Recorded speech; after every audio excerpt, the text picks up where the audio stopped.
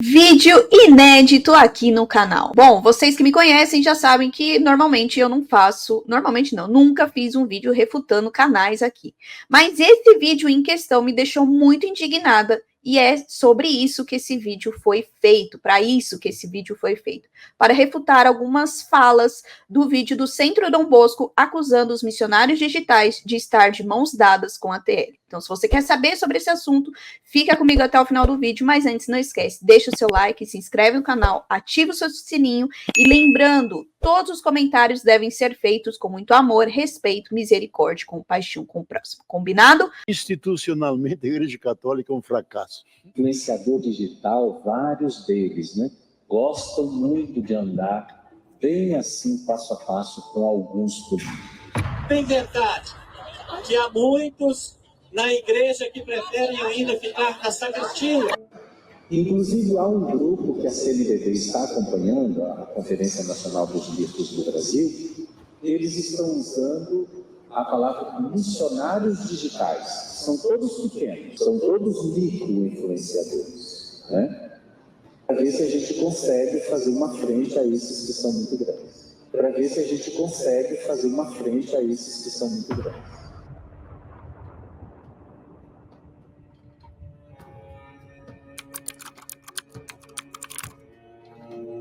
Caros amigos do Centro Dom Bosco, sejam bem-vindos mais uma vez ao Chave Católica. Eu sou Luciano Pires e hoje os convido a tratarmos do tema Teologia da Libertação. Ué, mas o tema não era missionários digitais? Então a gente já começa aqui com a questão da teologia da libertação, né? Vamos dar o play. Os novos horizontes. Permitam-nos abrir o episódio de hoje antecipando a passagem do Evangelho de São Lucas com que sempre encerramos nossos vídeos. Ai de vós, doutores da lei, que tomastes a chave da ciência e vós mesmos não entrastes e impedistes aos que vinham para entrar. No segundo episódio do nosso programa, cujo link pode ser acessado aqui embaixo na descrição, dizíamos que a partir do Concílio Vaticano II a Igreja se viu invadida por ideias estranhas à sua missão divina na Terra, e como que por uma debilidade imunológica, seu magistério tornou-se então passível de influências ideológicas e omissões pastorais, como demonstra o modo ambíguo e conciliatório com que as autoridades eclesiásticas passaram a se manifestar desde então, sobretudo quanto às relações entre a Igreja e o mundo. Lembrando que o Concílio Vaticano II, ele também reconhece a vocação do leigo, né? Na Lumen Gentium nós também temos aí o reconhecimento dos leigos que não eram tão fortes assim e que também eram tratados como um perigo para a hierarquia da igreja. Aí a grave necessidade de se resgatar a autêntica chave católica que nos abre o pleno entendimento dos acontecimentos, ou a chave da ciência, no dizer de Nosso Senhor no Evangelho que acabamos de ler, que, segundo o comentário do padre Mato Soares, a sua tradução da Bíblia é a inteligência da Sagrada Escritura, confirmada na tradição e preservada no magistério de sempre da Santa Igreja.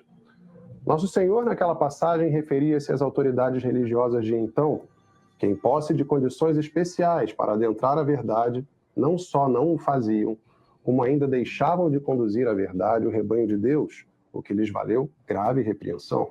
E o que dizer de certos pastores de nosso tempo, detentores de tamanho poder para a condução das almas às verdades reveladas pelo próprio Deus, mas que desfiguram tais verdades sem nenhuma sutileza, aplicando mesmo deformações grosseiras à fé depositada na Santa Igreja? Tais deformações são mais facilmente identificáveis numa praga doutrinal amplamente conhecida como teologia da libertação. Infusão marxista na Igreja, favorecida pelas aberturas pós-conciliares.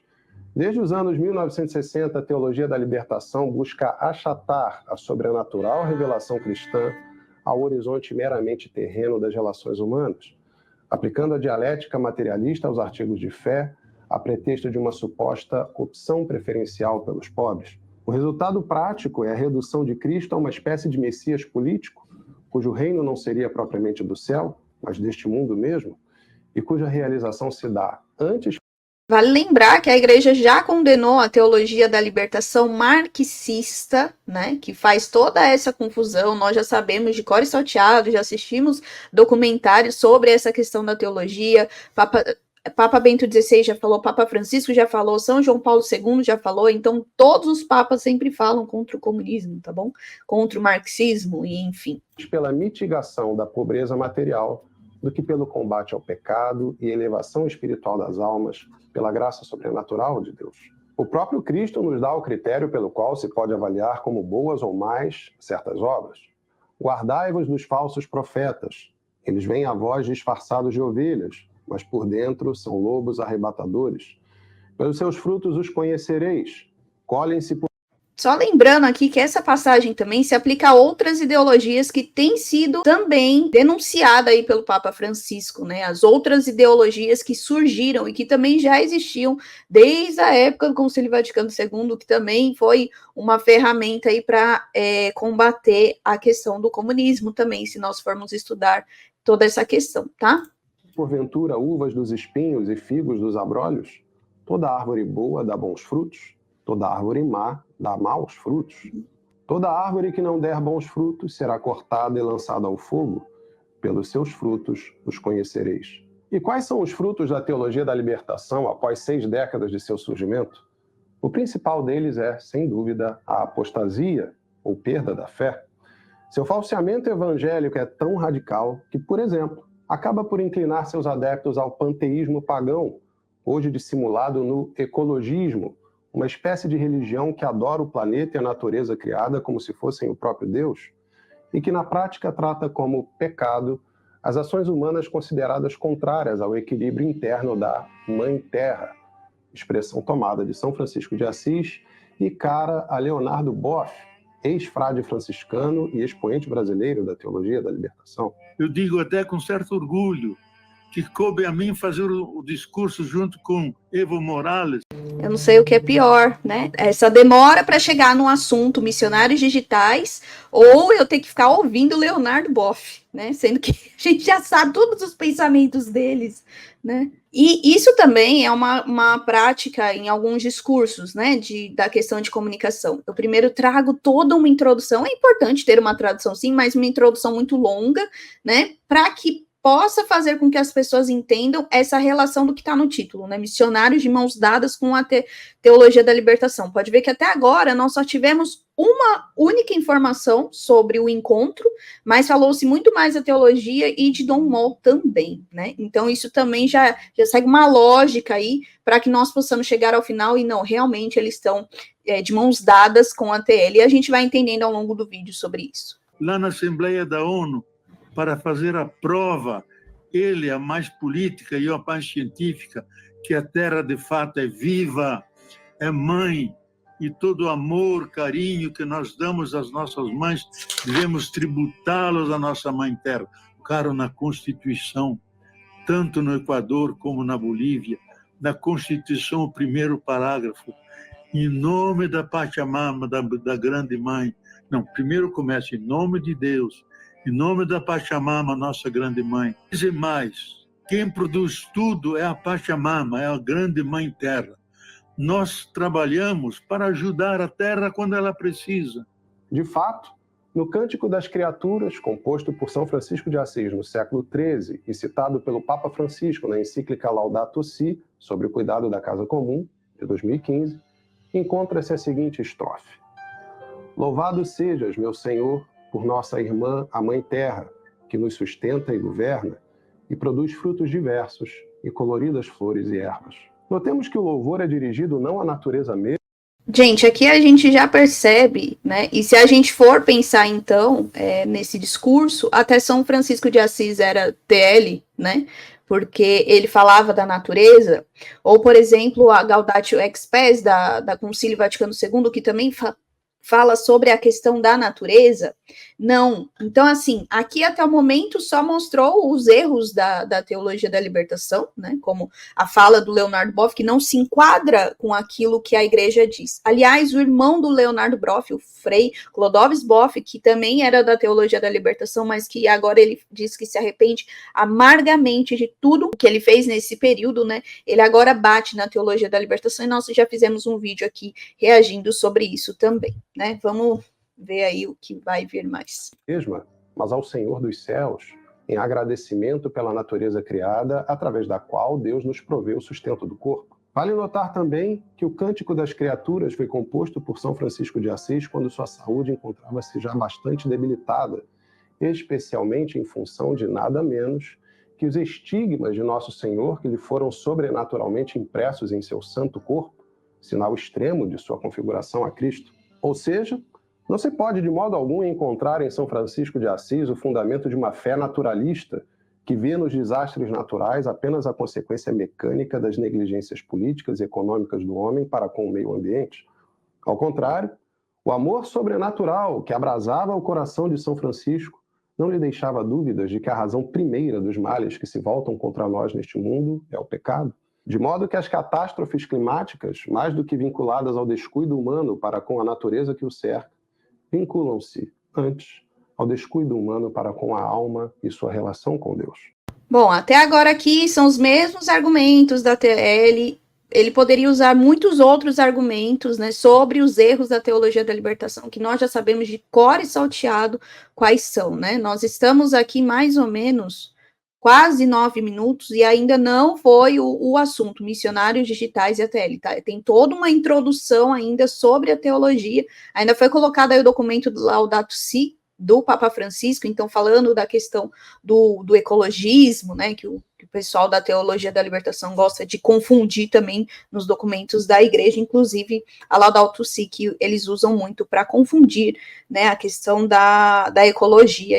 Vamos ver o que vem mais. E só para deixar bem claro, eu vou assistir o vídeo inteiro aqui, tá? Sem cortes, né, com vocês, vou assistir, o vídeo vai ficar longo, mas para que ninguém fale que eu fiz cortes, né, que eu tirei do contexto, tá bom? Porque esse react aqui é muito importante nós fazermos. Em outras palavras, assim como a mãe zelosa castiga as faltas graves do filho por amor, para que o mesmo filho cresça na consciência do mal que pratica e não padeça consequências ainda mais duras de suas próprias ações no futuro, assim Deus nos aplica sua misericórdia com punições que nos façam voltar novamente a Ele, que nos antecipem a imagem terrível da condenação eterna caso perseveremos no caminho da iniquidade e do pecado. Santo Afonso de Ligório, em suas meditações para todos os dias do ano litúrgico tradicional, editadas pelo Centro Dom Bosco, relembra que São Francisco não sabia recomendar outra coisa com mais empenho a seus irmãos do que a lembrança frequente da paixão de Jesus, que todas as vezes que ouvia os balidos de um cordeiro, sentia-se movido de compaixão pelo pensamento da morte de Jesus, o cordeiro imaculado, imolado sobre a cruz pelos pecados do mundo. Santo Afonso relembra ainda que foi na doce escola do crucifixo que São Francisco se tornou um serafim do amor, que chorava tão continuamente quando meditava nos sofrimentos de Jesus Cristo que quase perdeu a vista, e que quando um dia foi encontrado entre gritos lastimosos e perguntado sobre o que o afligia, respondeu: choro as dores e as afrontas do meu Senhor, e minha dor aumenta vendo a ingratidão dos homens que não o amam e vivem sem pensar nele. Dizíamos que o principal fruto da teologia da libertação é a apostasia, fruto de que o teólogo Leonardo Boff pode ser considerado um exemplo bem acabado quanto a seu ativismo ecologista, pretensamente conforme aos evangelhos. Mas essa mesma apostasia libertadora manifesta-se também em outras figuras e a respeito de outros aspectos da verdadeira fé. Por exemplo, deu-se no último dia 30 de junho, numa paróquia de Itaquera, em São Paulo, uma roda de... Agora sim, vamos ao assunto missionários digitais, né? Que poderia ter sido dito antes, né, para depois vir com todos esses argumentos, ponto a ponto, enfim, né, vamos lá. Conversa comandada por Dom Joaquim Moll, bispo auxiliar da Arquidiocese de Belo Horizonte, ex-reitor da PUC de Minas Gerais e ex-presidente da Comissão Episcopal Pastoral para a Comunicação da CNBB.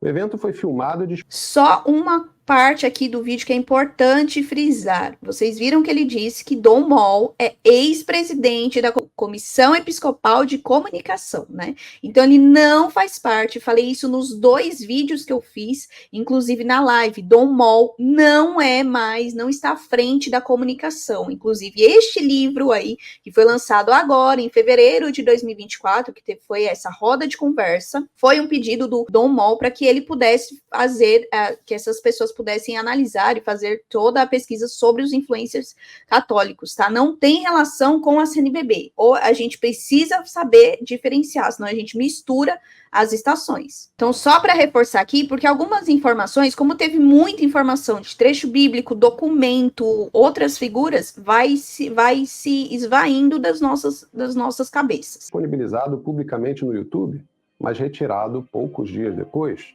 por razões que até o momento desconhecemos. O propósito do evento era apresentar o livro Influenciadores Digitais Católicos, Efeitos e Perspectivas, publicado a pedido do próprio Dom Mol, numa parceria entre as editoras Ideias e Letras e Paulus. Trata-se do resultado de uma pesquisa realizada a partir da análise de alguns influenciadores digitais católicos de grande alcance, considerados prejudiciais aos rumos da Igreja nos dias de hoje, com vistas ao planejamento de ações que lhes ofereçam resistência. Só um adendo aqui também, foram aí analisados alguns, mas um em questão, que até ligaram ali com o padre Júlio Lancelotti, que está dentro do perfil que eles esperam por agir em relação aos pobres, então o que deixa aí como se os outros fossem ruins e só esse perfil fosse bom. Só lembrando que não é citado o nome dos perfis, mas o pessoal foi pegando o perfil aí, né, daquilo que eles falaram em relação às ações digitais dessas pessoas, tá? Então, só para deixar um adendo aqui. Logo no começo, Dom Mol lamenta que a influência de tais personalidades esteja cada vez mais prevalecendo sobre a autoridade e as doutrinas dos professores que formam o clero nos seminários, influência esta que estaria prejudicando o engajamento social daqueles que, até poucos anos atrás, recebiam formação garantidamente modernista graças à exclusividade institucional. Tem um impacto na formação dos seminaristas. Você sabe que o seminarista vai estudar bastante, né? Filosofia e teologia, não é? Mas o que eu quero dizer para vocês, eles estudam com professores, pesquisadores, teólogos, filósofos, biblistas, historiadores, não é?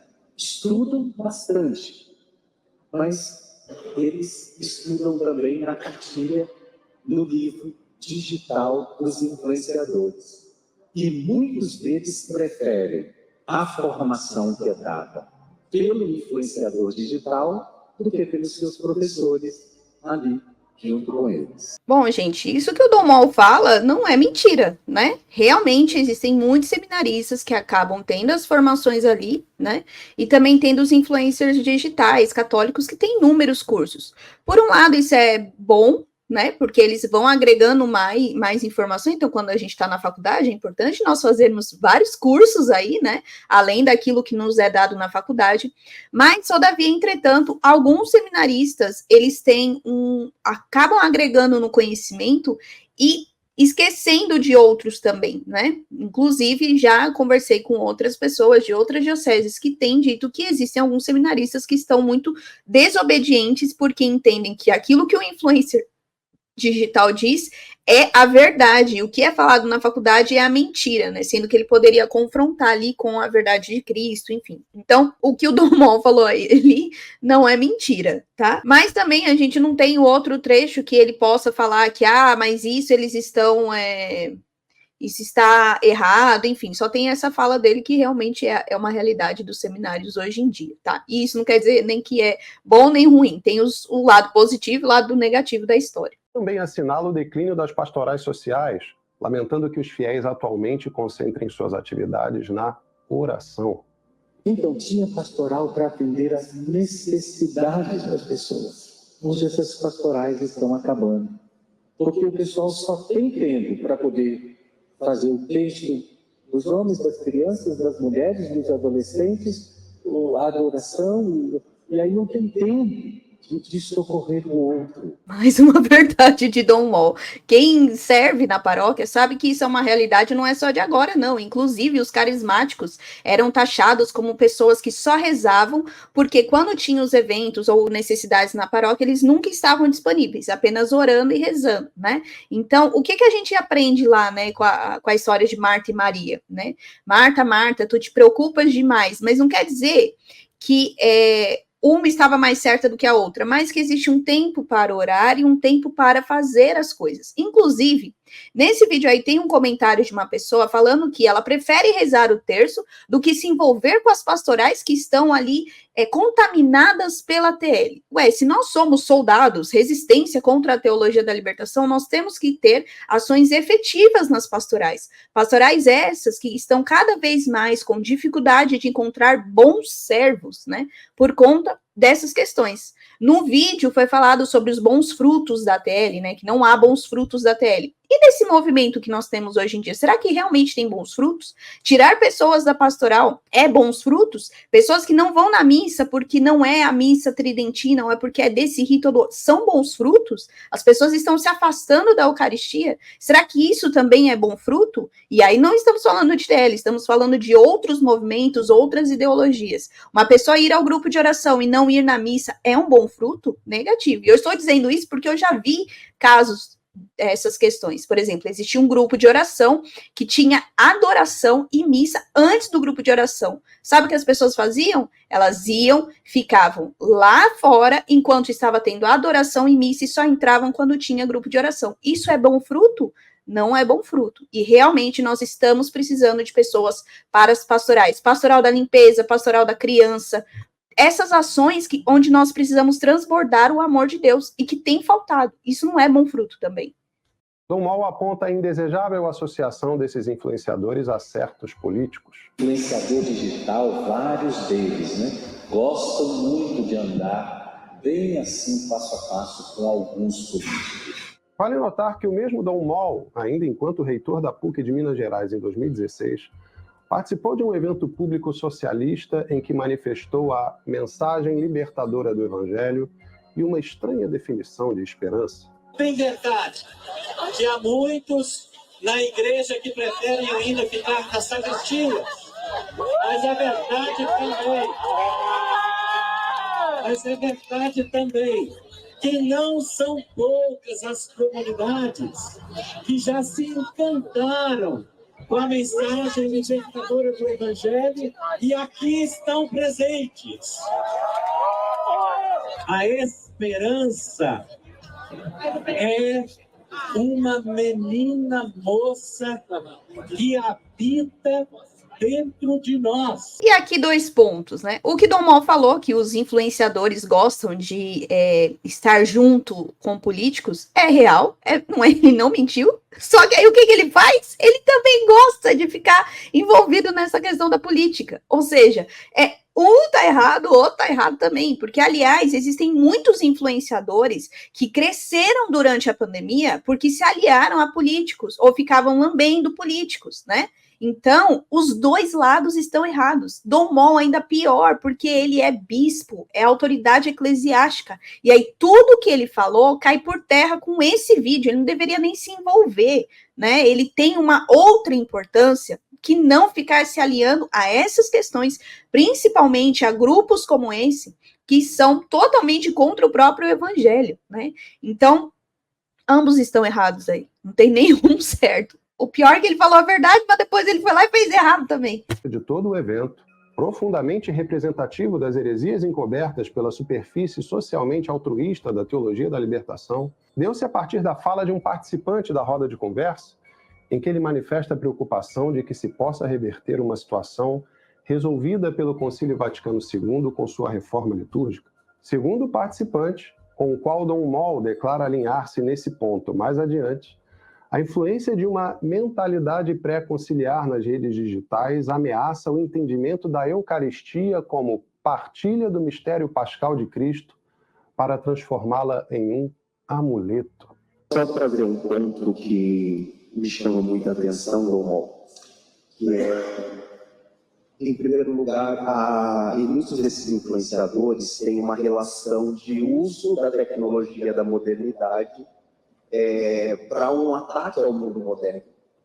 Um pouco com essa mentalidade, muito ainda pré-conciliar, e trago essa reflexão também para a nossa questão identitária eclesial, que é a liturgia. Muitos desses influenciadores recuperaram alguns elementos que o concílio já havia resolvido para a sua reforma litúrgica. E geraram um elemento que me preocupa e que eu chamo de fetichização eucarística. Então, a Eucaristia deixa de ser a partilha do mistério pascal de Jesus para se transformar em um amuleto. E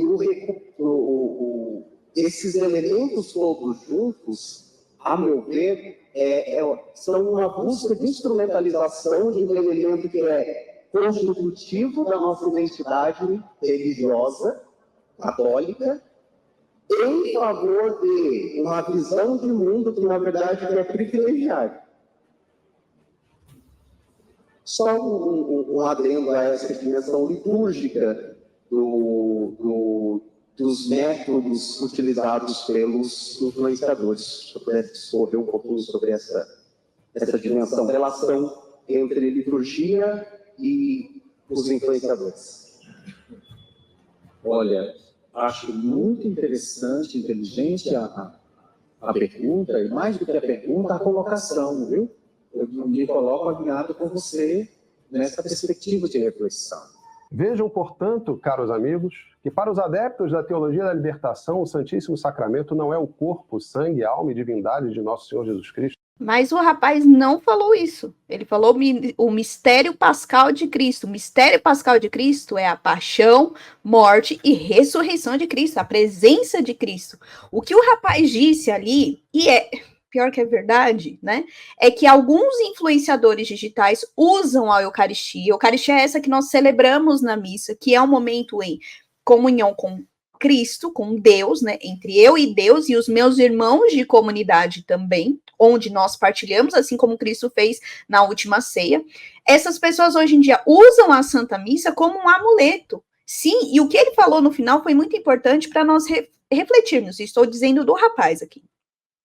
As pessoas têm instrumentalizado aquilo que é a maior das diferenças, que é o corpo e sangue de Cristo, a Eucaristia, que nos constitui como católicos, né, como nos diferencia como católicos, para instrumentalizar, usar para minha visão de mundo. É muito isso que tem acontecido, sim, né? Porque se eu não vivo a missa tridentina em latim, eu não estou vivendo a missa de sempre, não há validade, né? Estão tirando a validação da Santa Missa por causa de um rito, sendo que existem inúmeros ritos dentro da Igreja Católica, e nós falaremos disso em uma live, em um vídeo, porque é importante nós falarmos isso. Então, assim, as pessoas querem bater na teologia da libertação, eu já falei isso em vários vídeos, mas esquecem que elas estão fazendo a mesma coisa, né? Não é o contrário do lado bom, mas elas também estão instrumentalizando a Santa Missa. O que a teologia da libertação faz em relação a show, em relação à missa afro, sertaneja, toda aquela palhaçada toda, tirando o Cristo do centro, os outros também estão fazendo, tirando o Cristo do centro e tratando a missa como amuleto, como um rito de perfeição, só quem vai lá são os perfeitos, só quem pode ouvir a palavra de Deus é perfeito, porque você tem que ir como se todo mundo que estivesse lá é santo, e não é isso. Né? Então, nesse ponto aqui, o rapaz está certo, e ele não negou a presença de Cristo, pelo contrário, ele falou do mistério pascal de Cristo, que é a presença real ali de Cristo, né? Na Eucaristia, com o corpo, com a sua paixão, morte e ressurreição, celebramos em toda a missa. Para eles não há a presença real de Cristo nas espécies consagradas do pão e do vinho, transubstanciadas sob as orações consacratórias do sacerdote na missa. E se um sacerdote tem esse entendimento da Eucaristia, não é sem justiça que se lançam dúvidas sobre a validade da missa que ele celebra, posto que um dos requisitos para a validade do sacramento é a intenção do ministro em fazer o que faz a Igreja. Já dedicamos um episódio inteiro à presença real de Cristo no Santíssimo Sacramento em nosso programa, cujo link pode ser acessado aqui embaixo na descrição, juntamente com as demais referências deste vídeo. Por isso, limitamos-nos a resgatar novamente aquelas mesmas meditações de Santo Afonso de Ligório, em que, citando São Francisco de Sales, ele nos diz que a principal intenção de uma alma que comunga deve ser progredir no amor de Deus, bem como que importa receber por amor aquele que se nos dá só por amor. Santo Afonso fala-nos ainda que a oração mais agradável a Deus é a que se faz depois da comunhão, pois os afetos devotos que a alma excita nesse momento têm mais merecimento, uma vez que a presença de Jesus Cristo, na alma que lhe está tão unida, exalta a dignidade dos atos. Por fim, citando a Santa Teresa, Santo Afonso observa que depois da comunhão, Jesus reside na alma como em um trono de graças. Como se não bastasse a gravidade de tal constatação quanto ao Santíssimo Sacramento, na mesma ocasião, e antes de enumerar os influenciadores digitais mais notáveis no estrago ao que ele considera a obra da verdadeira libertação evangélica, Dom Mol refere-se a um grupo de micro-influenciadores que Antes de nós irmos para esse ponto, eu estava pensando aqui, não é exatamente, né? Todas essas reflexões que ele trouxe aí, com as frases de santo, não é exatamente isso que nós temos que fazer quando nós comungamos, né? E o que esse vídeo traz para quem comunga o corpo e sangue de Cristo? Eu estou sendo amor e caridade para as pessoas? Eu estou sendo luz? Aliás, o Alan Carrion, junto com o Pensar Catequese, falou isso no podcast, né? Quem comunga, quem tem o Cristo, tem que irradiar o Cristo. Durante todo esse vídeo, nós estamos irradiando o Cristo? Eu comungando, eu quando comungo, se eu comungo todos os dias, ou todos os domingos, no mínimo, será que eu realmente estou irradiando o Cristo? Principalmente quando não tem essas brigas entre TL, Dom Mol, influenciadores, um outro influenciador que gosta, que não gosta do outro, concorda ou que não concorda com o outro? Será que é isso que a comunhão tem nos trazido? Porque é só isso que a gente está demonstrando na internet. A gente só demonstra que está brigando. É só isso. A CNBB denomina missionários digitais e tem sido acompanhado por ela com o propósito de direcioná-los a fazer frente à ameaça conservadora daqueles influenciadores de grande alcance. O que é um influenciador digital? O que é um evangelizador digital? Inclusive, há um grupo que a CNBB está acompanhando, a Conferência Nacional dos Bispos do Brasil, eles estão usando a palavra missionários digitais. São todos pequenos, são todos micro-influenciadores, né? Para ver se a gente consegue fazer uma frente a esses que são muito grandes. Para ver se a gente consegue fazer uma frente a esses que são muito grandes. Vamos corrigir algumas informações aqui, né? Porque essa parte de comunicação é importante nós sabermos. Tanto a fala do rapaz desse vídeo quanto de Dom Mol estão errados. Eles não são micro-influenciadores, tá bom? Porque esses, pelo menos aqueles que foram convidados, né, que compartilharam ali, eles se enquadram no que nós chamamos de macro-influenciadores, porque existem de micro a macro, né? Mas a maioria deles ali estão entre 100 mil seguidores a 1 milhão de seguidores, né?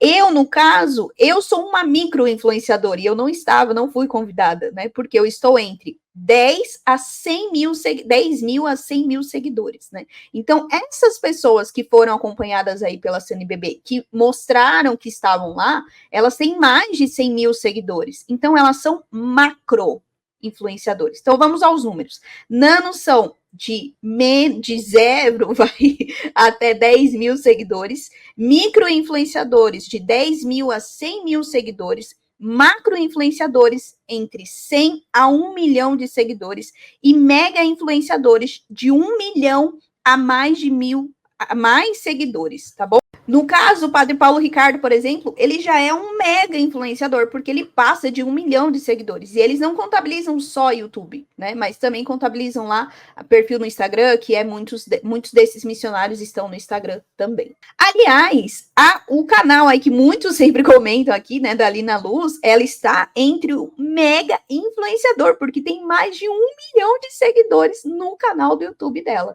tá? Então, assim, não sabemos se ela foi convidada, né? Mas esses daí que são os macro-influenciadores foram convidados, tá bom? Então, é importante nós fazermos essa correção aqui, porque senão fica parecendo que só os pequenos, né, foram chamados, mas, tipo, eu não fui chamada, entendeu?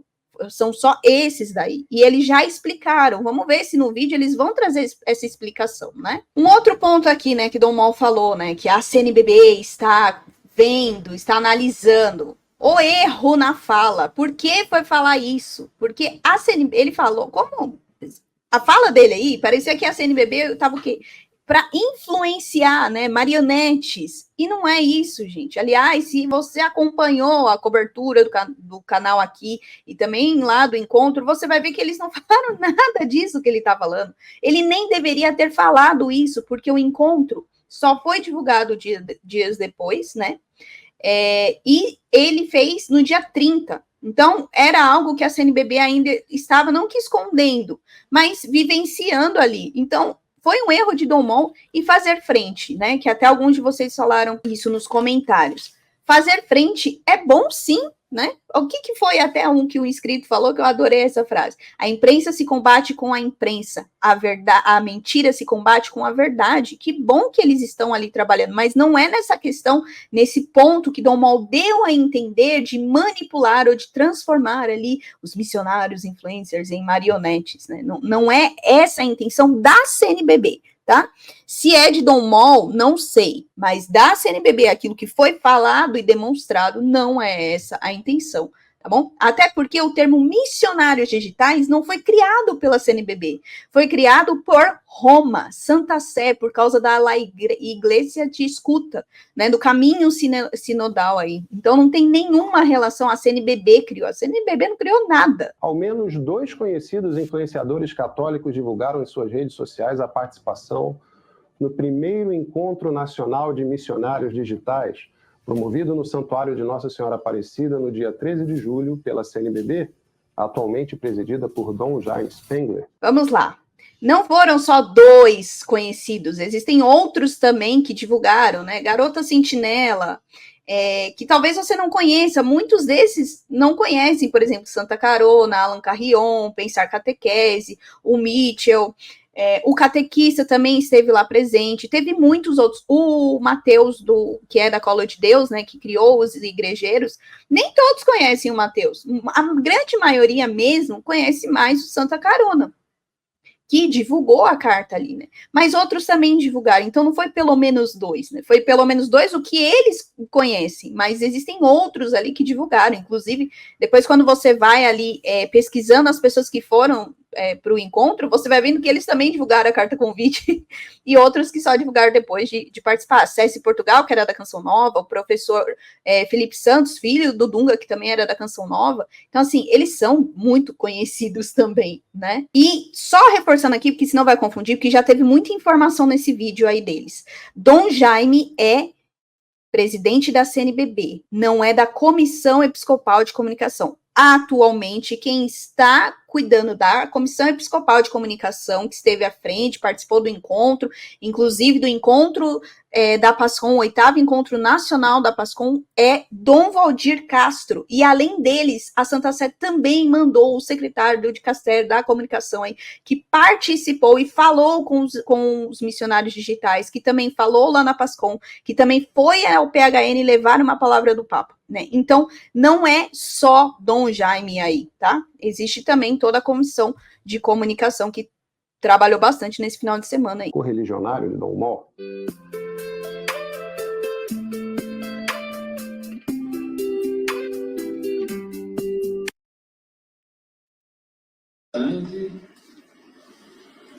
Ele mesmo cria a diversidade de dons, mas também cria unidade. A unidade na diversidade. Então está combinado. Ih, tô gravando, hein? Já era. Como foi dito pelo nosso presidente da comissão, Dom Valdir, agora vocês fazem parte também da Conferência Nacional dos Bispos do Brasil. Nós somos agora uma igreja juntos, não é?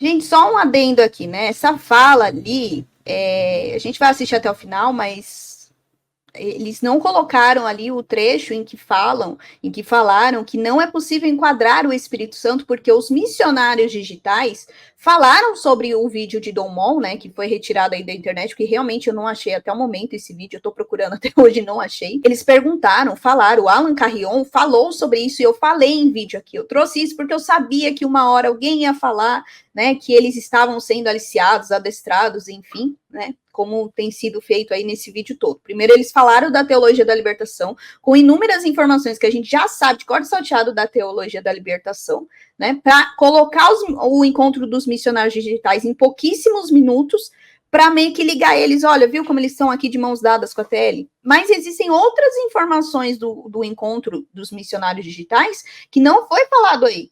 Inclusive, que os missionários falaram sobre a fala de Dom Mol, eles compartilharam isso, da preocupação deles, levaram aquilo que o pessoal comenta nas redes sociais para esse encontro, e aí foi até que o dicastério lá da comunicação falou, né, o secretário do dicastério falou, sobre a questão de que não é possível enquadrar o Espírito Santo, porque o Espírito Santo é o que comanda a Igreja Católica, né? Então, para você ver que foram muitas informações jogadas, chega no, mais ou menos aqui, tá quase no final do vídeo, né?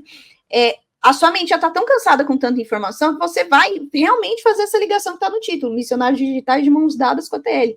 Mas também faltou as outras informações compartilhadas pelos missionários digitais e que a gente também encontra lá no perfil do encontro, do primeiro encontro dos missionários digitais. Lembrando que todos os links estarão aqui no comentário fixado para que você possa comprovar tudo o que eu estou falando aqui. Vem relembrar o segundo episódio do nosso programa, em que expusemos a bifurcação revolucionária que representam falsas oposições como direita, esquerda, conservador e progressista. Falamos também de como esse mesmo fenômeno revolucionário afetou a hierarquia da Igreja após o Concílio Vaticano II, gerando oposições apenas aparentes entre correntes que compartilham a mesma raiz modernista e, portanto, diferem apenas no grau em que aceitam abrir mão da tradição e do magistério de sempre. Abordamos o assunto de modo ainda mais específico em nosso episódio sobre uma falsa unidade da Igreja, cujo link também encontra-se aqui embaixo na descrição. Neste caso, vimos como se irmanavam o cardeal Suenens, padrinho do carismatismo em Roma, e Dom Helder Câmara, ícone internacional da teologia da libertação, a ponto de escreverem juntos o livro Renovação no Espírito e Serviço ao Homem. A propósito, o próprio Papa Francisco relembrou esse mesmo documento em 2017, em Roma. Em seu pronunciamento aos presentes, disse o Santo Padre: o terceiro documento de Malines, Renovação Carismática e Serviço ao Homem, escrito pelo cardeal Suenens e por Dom Helder Câmara, é claro: renovação carismática e serviço ao homem. Batismo no Espírito Santo, louvor, serviço ao homem. As três coisas estão indissoluvelmente unidas. Batismo no Espírito Santo, louvor, oração de louvor, serviço ao homem. Estão unidas. Diante de tal pronunciamento do Santo Padre, resta saber se a alegada oposição que o carismatismo oferece à teologia da libertação não seria a recusa de uma exortação papal inequivocamente clara quanto à unidade com aqueles irmãos separados, sobretudo em vista da aceitação em Roma do processo de canonização de Dom Helder Câmara.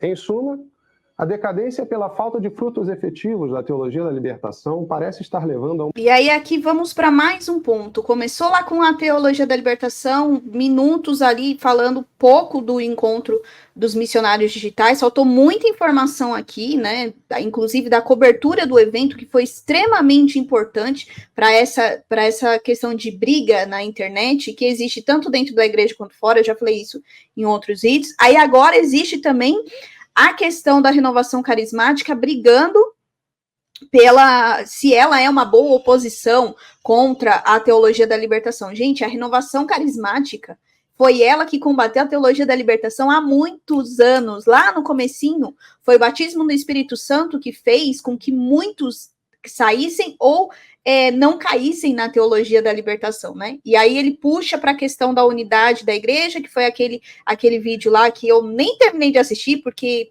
vocês mandaram, mas eu realmente não consegui assistir, onde ele fala ali, né, até expõe o Rafael Brito, que o Rafael Brito também já deu uma resposta em relação a isso. Depois vocês assistam para que vocês possam entender lá no canal do Rafael Brito, tá bom? E aí ele começa a traçar mais essa outra.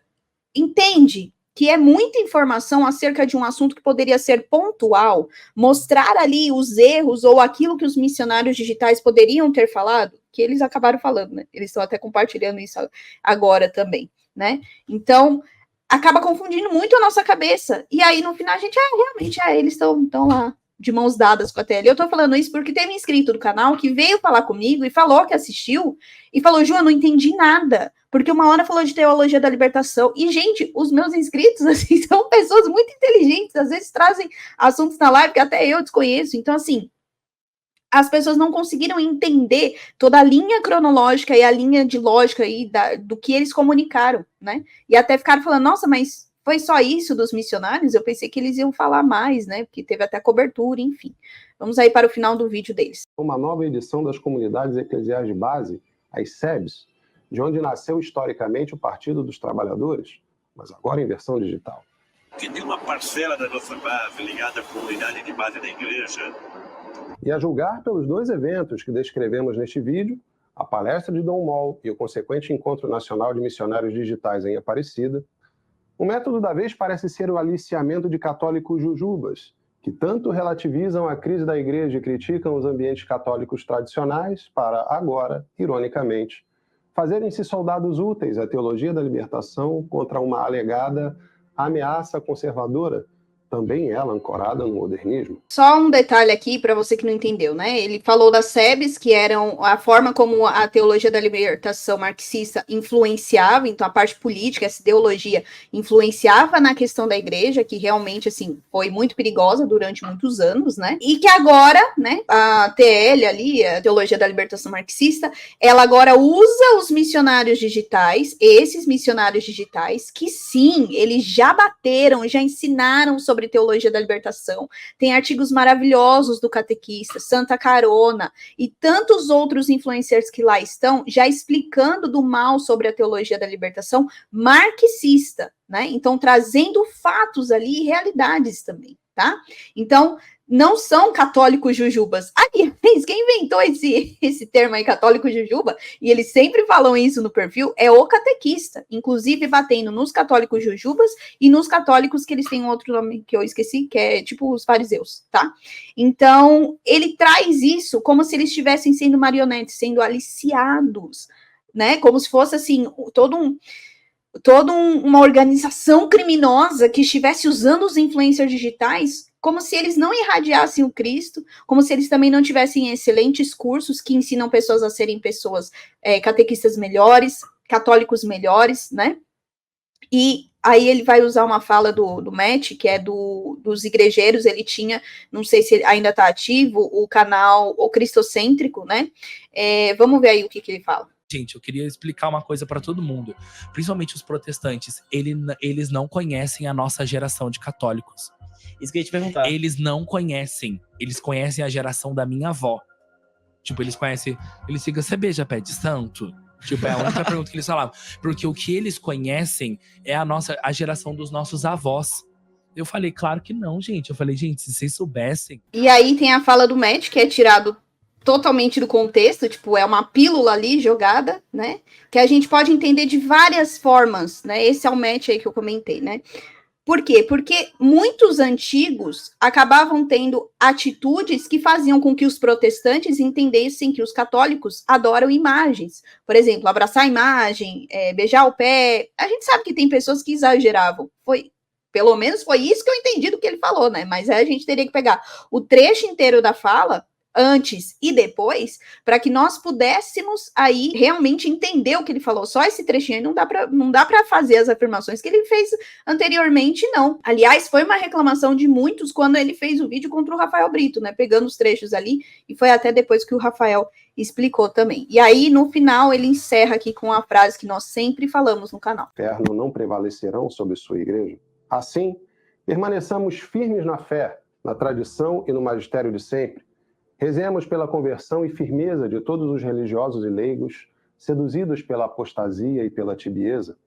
Rezemos, enfim, pela verdadeira unidade da igreja, que não se pode dar fora da verdade. E aí ele encerra o vídeo falando sobre as portas do inferno, mas assim, faltou muita informação do encontro dos missionários digitais. Faltou muita informação também sobre a comunicação da igreja, que eu já falei várias vezes aqui, que já é tratada e refletida, por exemplo, com o livro do Antônio Spadario, do Cyberteologia, ou também com outros livros que ele traz aqui, né, sobre redes sociais, que ele já fala, pelo menos esses livros que eu tenho desde 2012, muito antes eles falam, né? Então, assim, realmente, vamos permanecer na verdade, mas vamos trazer os fatos do que aconteceu, ao invés de só trazer a questões históricas, que poderia ser muito bem trazida, gente, depois de trazer os fatos do encontro, dos missionários, aquilo que eles falaram, isso é trazer os fatos. Quando eu falo para vocês que nós devemos pesquisar no Google, no mínimo no Google, ou ir direto na fonte aí primária, tem lá o perfil do encontro dos missionários digitais, deixa eu ver se realmente é isso. Você sabia que esse encontro foi baseado também na carta do Like ao Amém, que foi de 2019 que o Papa Francisco soltou, no dia da Carta das Comunicações? Não, muitas pessoas não vão saber nem que existe a Carta das Comunicações, porque não foi falado nesse vídeo. O enfoque foi a teologia da libertação, mas faltou muitas falas ali. Se fosse os missionários, eu faria... Quem participou, né? Eu daria uma resposta contando o que aconteceu, contando o que eles falaram, não só os materiais que eles receberam, mas todo o enfoque ali que eles tiveram para mostrar o lado que não foi mostrado nesse vídeo, né? Ju, mas senão fica um vídeo muito longo. Mas já que é para nós falarmos a verdade, nos basearmos na verdade, vamos colocar os fatos daquilo que realmente aconteceu. Não só pílulas. Foi jogado muitas pílulas sobre o assunto, mas sobre a TL foi toda uma análise, um pensamento, um estudo. Então, a gente precisa tomar cuidado com essas questões, porque existiram muitas pessoas que foram movidas ali a atacar Santa Carona, tem gente indo atacar eles no perfil, falando que eles agora estão sendo aliciados, estão sendo adestrados, sendo que o trabalho que eles fazem na internet é tão importante quanto o trabalho que o Centro Dom Bosco acha que faz. Então, nós precisamos tomar cuidado, e é importante que a igreja trabalhe com os missionários digitais. Sim, nós precisamos cada dia mais desse cuidado da Santa Igreja para que não tenha essas confusões que estão tendo. Falei isso em outro vídeo, vou repetir aqui. Quantas vezes nós nos deparamos com vídeos, com artigos, com perfil de Instagram, com imagem que confunde mais a nossa cabeça e que nos leva realmente a ter uma apostasia.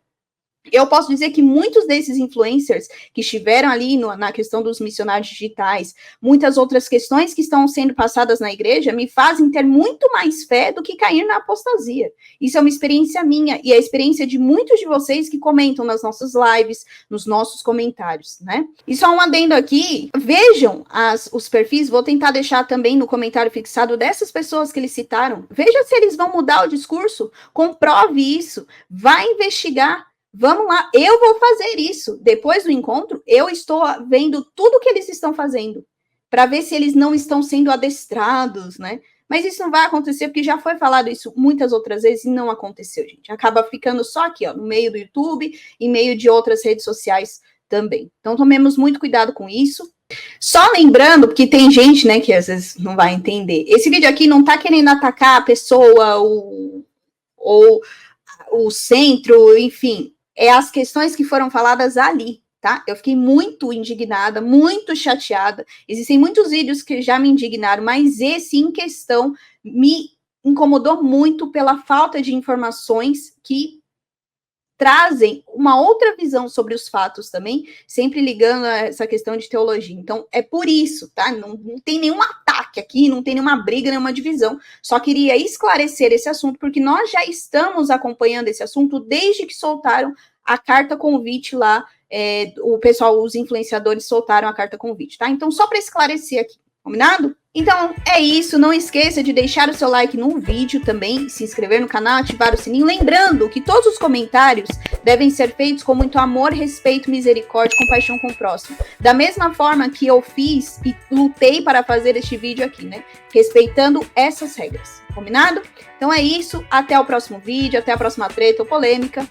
Tchau! A CNBB conseguiu criar mais confusão com essa questão dos influenciadores digitais? Acho que não. Eu acho que o encontro que nós tivemos com os bispos relacionados à Comissão Episcopal da Comunicação foi muito profícuo. A gente teve bons diálogos. Ninguém foi lá para sentar e ficar ouvindo o bispo falar de fraternidade, ecumenismo, ecologia. Não, a gente foi lá e a gente colocou o que nós vemos daquilo que nós recebemos de vocês todos os dias. Se vocês sentassem à mesa em que eu estava sentado, eu, o professor Felipe, o Gustavo, a Larissa, Sara, a Cessi, cara, vocês iam ver que a gente atordoou o coitado do Monsenhor. Por quê? Porque a gente falou tudo aquilo que a gente precisava falar. Então não foi essa ideia de que a CNBB, não sei o que. Não, a CNBB foi lá para nos ouvir. O que ela vai fazer com o que nós falamos para ele, cabe a eles. Mas essa aproximação foi de escuta. Nós ouvimos eles, mas eles também nos ouviram. E é justamente por isso que eu fiquei bastante incomodado com esse pessoal palpiteiro aí que tá falando coisas sobre o encontro sem nem sequer estar lá. Ah, mas não foram convidados por quê? Porque era um local pequeno, o evento foi feito de maneira rápida, as pessoas foram convidadas de maneira rápida, nem todo mundo foi convidado. Então, a ideia é que num segundo evento para missionários digitais seja aberto com inscrições para todos aqueles que quiserem se inscrever e participar. Porque a igreja está aberta a todos. Então, é muita palpitaria, né? Ontem eu fui dormir sabendo que eu era teologia da libertação, segundo alguns centros por aí, né? Em que a gente está sendo adepto ou adestrado. Então, é muita gente falando bobagem, para não falar outro termo mais pesado, sem sequer vir falar conosco, né? É só palpite para gerar like, gerar visualização e, consequentemente, gerar dinheiro.